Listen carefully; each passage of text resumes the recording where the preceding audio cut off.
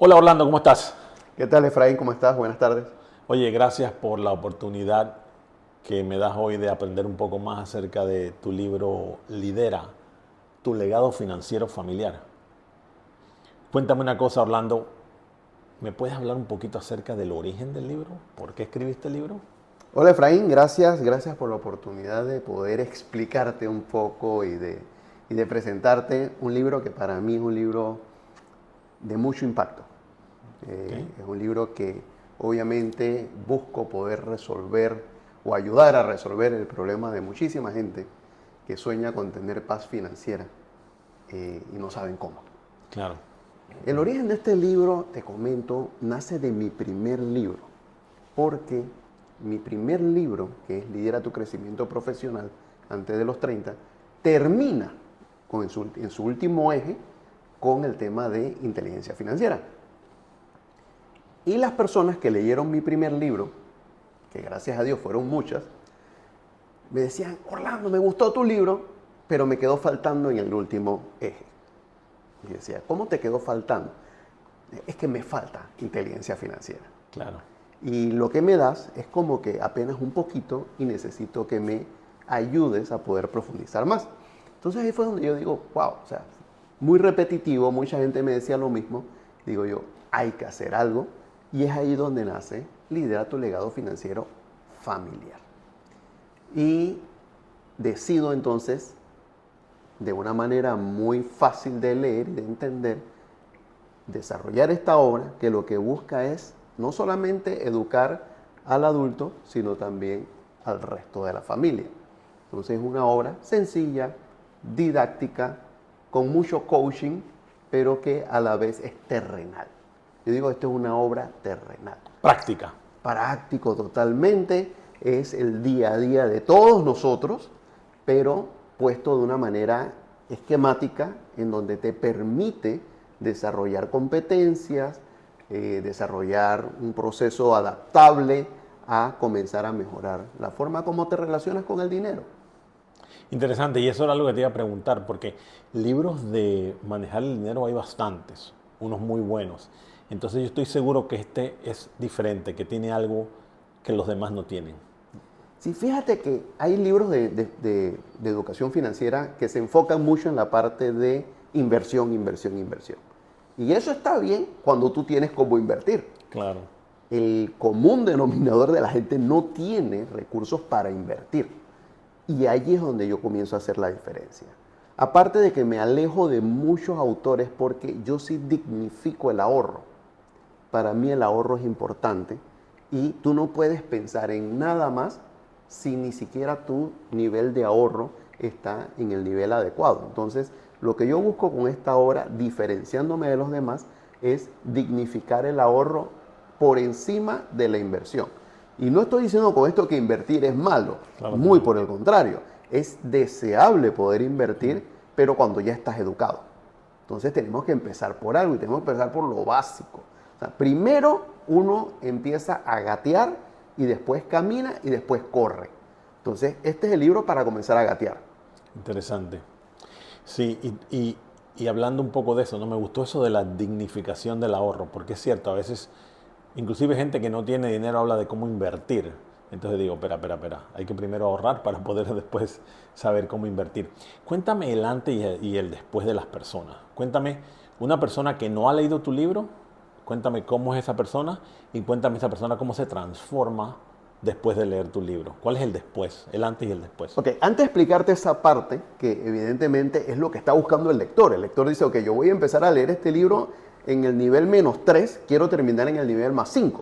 ¿Ok? Entonces, obviamente, es lo que vamos a lograr si aplicamos todo lo que está en el libro. Pero volviendo a la pregunta de por qué nos diferenciamos de otros libros, es que a diferencia de otros libros, yo aquí trabajo también para que el adulto pueda educar a su núcleo familiar. Ah, interesante. Y eso es bien importante. ¿Por qué? Porque si el adulto se educa financieramente y lo logra y quedó en el nivel +10, ¿okay? Subió, escaló y pudo lograrlo, hacerlo muy bien. Pero su núcleo familiar no está educado, ese núcleo familiar se convierte en un lastre de sus propias finanzas. Porque vas a tener a los hijos en la casa malgastando los recursos, vas a tener al resto de la familia tomando decisiones financieras que no debieron haber tomado, pero como no están educados financieramente, el que lo resiente es la cabeza de la familia que sí se educó, pero que no tuvo la precaución de educar al resto. Entonces, eso hace una gran diferencia entre este libro y otros libros que se venden que se ofrecen sobre educación financiera. Ahora, ¿cuál es el antes y cuál es el después? Ahí viene la primera pregunta del $1.000.000 y la primera decisión que tiene que tomar la persona. Si yo no estoy financieramente educado, digámoslo de esta manera, yo tengo que reconocerlo. El problema es que hay gente que, como tú bien hiciste el comentario, dice, es que hay gente que dice, es que hay que invertir, pero ni siquiera se preocuparon en ahorrar. Esa es una persona que financieramente no está educada, ¿okay? No entiende cómo funciona el dinero y mucho menos entiende cómo hacerlo crecer. Entonces, evidentemente, esa es una persona que tiene que reconocer, momento, alto, necesito ayuda. Necesito que alguien o a través de algún tipo de mecanismo yo pueda comenzar a desarrollar esa inteligencia que me permita a mí lograr eso que yo quiero lograr, que es invertir. ¿Okay? Y vuelvo a lo mismo, no estoy ni diciendo que invertir es malo, ni mucho menos. No, lo que estamos diciendo es hay que prepararse. Y ese es el antes. El antes es primero reconocer que necesito ayuda. En el proceso van a pasar varias cosas. Y una es que vas a comenzar a darte cuenta de que hay cosas que no estás haciendo bien. Claro. ¿Okay? Entonces viene lo que se denomina un proceso adaptativo. Tengo que adaptarme a las condiciones que favorezcan el crecimiento financiero personal y familiar. ¿Qué cosas tengo que cambiar? ¿Qué cosas puedo modificar? ¿Cómo lo puedo modificar? ¿Cuáles son mis alternativas? ¿Qué opciones tengo? ¿Qué tengo que cambiar yo a lo interno para que esto funcione? ¿Cómo está mi compromiso? ¿Cómo me comprometo? ¿Qué espero lograr? ¿Sí? Es un proceso, ¿okay? Es un proceso que no va a pasar de la noche a la mañana, va a tomar tiempo mientras la persona se va adecuando y va adecuando su entorno. Entonces es más complejo de lo que la gente piensa. Porque la gente piensa, dice, bueno, yo me leo un libro de finanzas personales, aprendo sobre el dinero, aprendo a hacer un budget y ya sé. No, esos son apenas los primeros pasos que vas a tener que ir haciendo y que vas a tener que ir dominando con el tiempo hasta que te vuelvas un experto y hasta que te vuelvas un obsesivo con el tema. Y aquí viene un punto importante. Hablar de dinero es una obsesión, en el buen sentido, ¿ok? No podemos ignorar el dinero, hay que verlo como un ente vivo, aunque es un ente inerte, realmente es un ente vivo. ¿Por qué? Porque yo lo comparo con una planta. Una planta está allí, tú la siembras, tú le echas agüita, le echas alimento, esa plantita va a crecer y en algún momento va a dar frutos. Nada, no es que no era un árbol frutal, sí, pero te dio flores y te dio sombra y te dio algo, o sea, algo te dio de vuelta, oxígeno, ¿ok? Así mismo es el dinero. O sea, si el dinero tú lo nutres, tú lo cuidas, tú lo sobas, a mí me gusta usar ese término, la plata hay que sobarla. Y la gente dice, no, la plata no hay que sobarla porque es pecado. No, el pecado es malgastarla, es botarla, es usarla mal, es usarla en chinga. Eso es malo. Pero no, tú tienes que sobar la plata, tienes que entrar en contacto con ella y saber hacerla crecer, hacerla producir. Entonces, es un proceso. Empiezo primero por reconocer que necesito ayuda, entro dentro del proceso y luego, ¿qué va a pasar? Va a llegar el punto en donde ya yo voy a tener, primero, mejores hábitos y conductas en torno al dinero y al uso de las cosas que compramos. Y este es un tema que muy poco se habla en los libros de finanzas. O sea, no te hablan realmente de cómo tú usas el dinero y cómo tú usas lo que compras con el dinero. Porque nos quedamos en la periferia, nos quedamos en, bueno, no me voy a gastar esta platita en comprar esto. Bien, listo, tomaste una decisión quizás muy acertada en ese momento. Pero vamos a decir que sí te la gastaste. O sea, sí compraste eso. Pero eso que compraste lo mal usaste. ¿Qué pasó en ese punto? En ese punto tú estás restándole valor a tu dinero. Porque tú gastaste dinero en eso, pero lo mal usaste. Te voy a poner el ejemplo más sencillo para que cualquiera lo pueda entender. Compraste 2 litros de refresco, ¿okay? El que prefieras tú. Te serviste un vaso mientras comías. Te tomaste el vaso de refresco. Sentiste que todavía querías más refresco porque estaba sabroso y te serviste el segundo vaso. Pero resulta que del segundo vaso nada más te ibas a tomar la mitad, pero te lo serviste lleno. ¿Qué pasa con la otra mitad del vaso de refresco? Se va por el drenaje, se bota. Si tú contabilizas cada vez que tú haces eso, cuánto dinero tú estás tirando al drenaje, porque no tuviste la inteligencia para discernir y decir, no me voy a tomar un vaso entero, me voy a tomar solo medio vaso, o con un solo vaso ya es suficiente, prefiero tomar agua. En ese momento tú vas a comenzar a hacer la diferencia porque vas a comenzar a cuidar lo que compraste y vas a comenzar a darle valor al dinero. Y fíjate que es interesante porque cuando hablamos de cuánto vale el dinero, enseguida pensamos en los modelos macroeconómicos, pensamos en los bancos, cuánto cuenta la tasa de interés, y no nos damos cuenta de que nosotros como individuos le damos valor al dinero. Entiendo. Porque lo aprendimos a usar bien. Entiendo. Y yo quiero descomponer, disectar algunas cosas en las cuales tú hablaste, por ejemplo, eso de la educación. Quiero ir de vuelta a la educación. De que tú quieres que los jefes de familia, jefes y jefas de familia, se eduquen y luego eduquen a los chicos. Pero hace tanta falta de eso, porque en realidad, ¿qué porcentaje de la población se educa financieramente? ¿Dónde nos educamos financieramente? No me parece que la mayoría de la gente está educada financieramente. Eso es como algo que no debería ser novedoso, que no debería ser la excepción, pero me parece que es la excepción, ¿no? Mira, la educación financiera es como la tulivieja. Todo el mundo dice que existe, pero nadie la ha visto. ¿Okay? Y eso es exactamente lo que está pasando. Para escribir esta obra, yo hice un poco de investigación a ver cómo estaban los países más desarrollados en temas de educación financiera, y me encontré con una sorpresa interesante, Efraín, ¿eh? Porque uno pensaría que, por ejemplo, en Europa te vas a encontrar con que los países están financieramente desarrollados, las personas, y que tienen recursos y todo lo demás para estudiar y aprender. Y me encontré con una sorpresa interesante, y es que en la gran mayoría de los países donde existe la educación financiera está relegada a instituciones que no son instituciones educativas, que es exactamente el mismo caso que estamos viviendo en Panamá. Hay una ley que dice la educación financiera es obligatoria, pero en la misma ley dicen el ente rector que se va a encargar de educarnos no es el Ministerio de Educación. Resulta y pasa que es la Superintendencia de Bancos. Y es exactamente lo mismo que ha pasado en otros países. O sea, evidentemente nos copiamos el modelo. O sea, eso es lo que ha pasado acá, en lugar de pensar cómo yo puedo formar a mis educadores para que sean entes multiplicadores de la educación financiera. Decimos, no, vamos a dejar que los bancos nos enseñen. Yo te hago la pregunta, Efraín, y sé bien honesto, por favor. ¿Tú crees que un banco te quiere enseñar esto de lo que estamos hablando? Yo creo que el banco tiene un objetivo. El banco se debe a sus accionistas y se debe a sus empleados, y lo que va a querer hacer es hacer dinero. Entonces me imagino que el banco te va siempre a educar con respecto a lo que tú puedas pagar, en el sentido de que tú vas a pensar, yo puedo pagar esta casa, entonces, porque el banco me dijo que podía pagar hasta este nivel de casa. Entonces, ese es el nivel de educación, pero no me parece que el banco te va a enseñar cuánto tienes que ahorrar y a dignificar el ahorro. Aunque tenga cuentas de ahorro, no creo que te está empujando a que ahorres.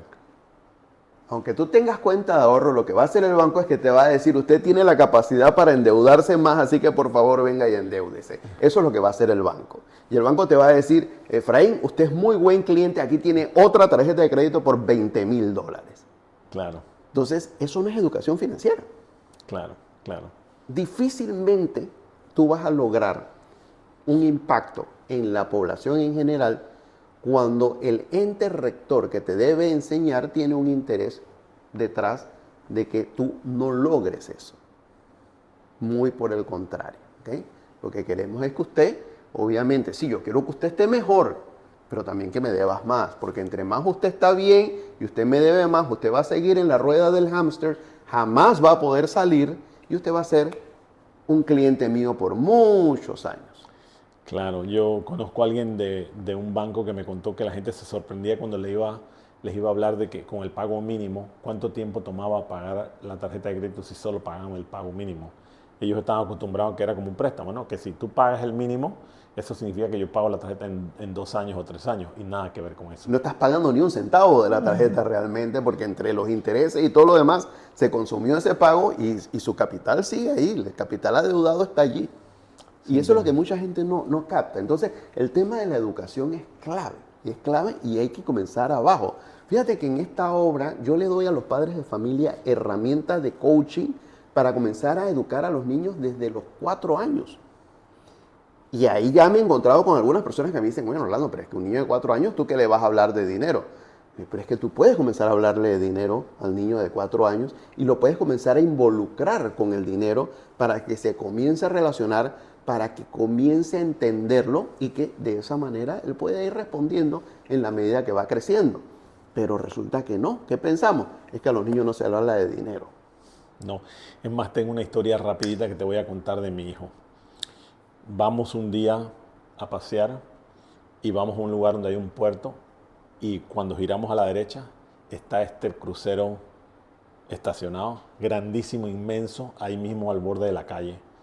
Mi hijo tenía 4 o 5 años y me dice, papá, ¿qué es eso? Dice, eso es un crucero, hijo. ¿Y qué es un crucero? Un bote donde uno va y pasea. Dice, a mí me gustaría un día ir a un crucero. Le digo, ok, hijo, pero para eso hay que ahorrar, porque eso cuesta mucha plata.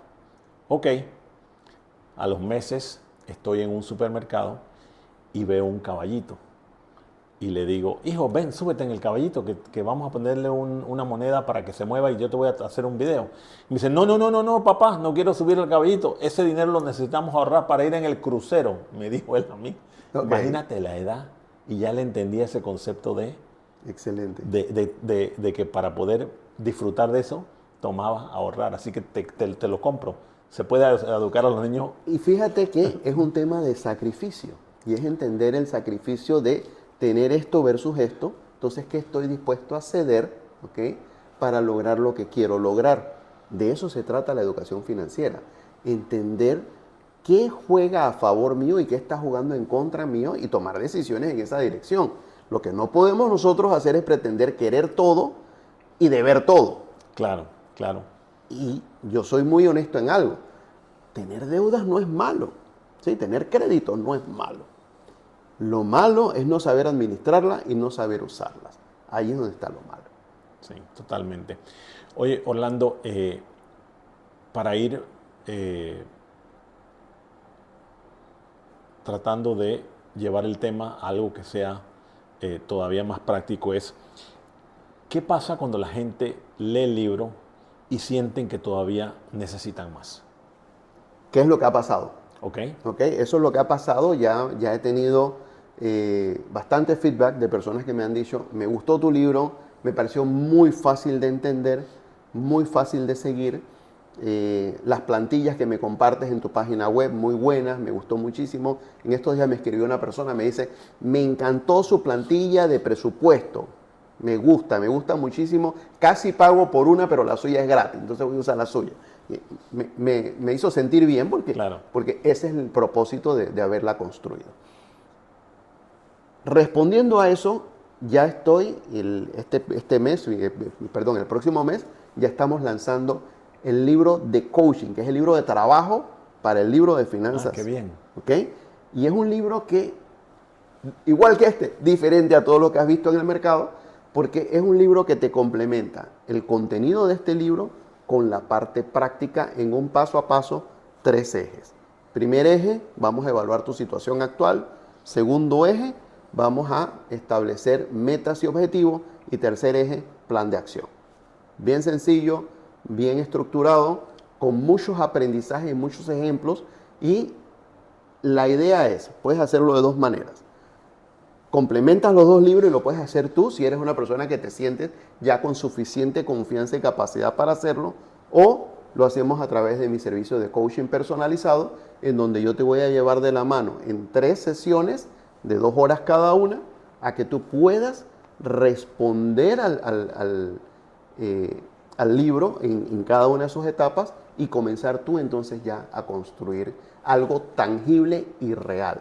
Porque leerlo y no hacer nada es lo mismo que no haberlo leído. Lo importante es leerlo y llevarlo a la práctica y sentir que lograste algo. Y eso es lo que estamos buscando con este nuevo libro. Me encanta porque la gente necesita ayuda ahí. A veces necesitan que alguien los lleve de la mano. Y saber que tú estás allí detrás del libro para ayudarlos cuando lo necesiten me parece fabuloso. Y no solo que lo lleve de la mano, hay gente que le da terror el tema. Claro, claro. O sea, lo leen, lo entienden y les da miedo. ¿Por qué? Falta de confianza. Entonces, cuando tú comienzas a trabajar con las personas, te das cuenta, las personas se van dando cuenta de que, oye, no es tan complicado como yo esperaba. Y la ventaja de tener a alguien atrás tuyo, coachándote, ayudándote, dándote los tips, te da esa tranquilidad de que lo vas a lograr. Lo importante es que tú veas cambios y transformaciones en el proceso y que finalmente tú digas, ¿sabes qué? Ya yo puedo solo de aquí en adelante. Me encanta. Para cerrar ya, tu website, tus redes, ¿dónde te podemos encontrar? Ok, mi website www.orlandofujitsubo.com. Ahí me pueden ver, ahí están todos, inclusive te hablo de todos mis libros allí. Estoy en todas las redes sociales, estoy en TikTok, estoy en YouTube, estoy en Instagram, en LinkedIn, en Facebook. Estoy como Orlando Fujitsubo, en todas aparezco exactamente igual. Y también me pueden contactar a mi correo que es lidera@orlandofujitsubo.com. Me encanta. Muchas gracias por la conversación. Súper interesante, llena una necesidad muy, muy grande en el país, en el continente, en todos lados. Gracias, Efraín, por la oportunidad y esperamos pues poder seguir contribuyendo al desarrollo de tantas personas que lo necesitan. Muy bien, gracias.